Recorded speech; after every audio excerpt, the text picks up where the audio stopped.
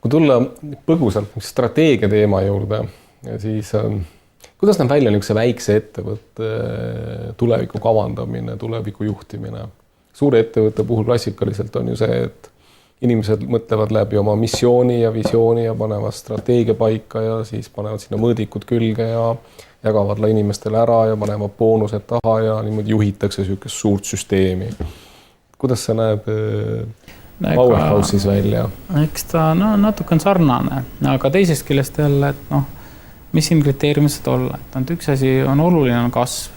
Kasv on oluline sellepärast, et kui see ei kasva, eks ole, siis on ju midagi viltu, eks ole. Järelikult tuleb kasvada.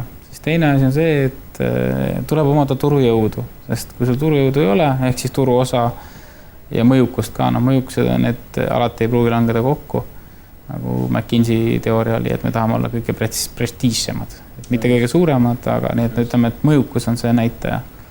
Siis ma arvan seda, et selline klassikaline tulude-kulude arvestus ja kõik, mis sinna juurde kuulub, et see on nagu hästi-hästi oluline. Et inimesed töötaksid efektiivselt, eks ole, et see oleks tulemustele orienteeritud. Inimeste motiveerimine on väga-väga oluline, ma arvan. Ja muidugi ma arvan, et sa pead ikkagi tahtma olla turu jaoks eeskuju. Selles mõttes, et see ei tähenda alati seda number 1, aga tegelikult, et pigem sina ütled, kuidas turul asjad on, mitte turg ei ütle sulle.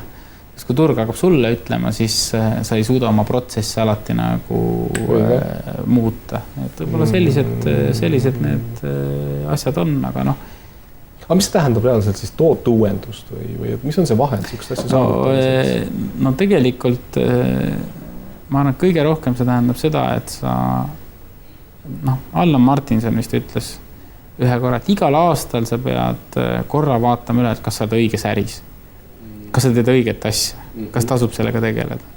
Aga kui ettevõtte tasandile see sama mõte tuua, siis sa pead iga päev mõtlema, et tuled hommikul tööle ja mõtled, et kas need asjad, mis me teeme, kas need on ikka õiged, eks ole.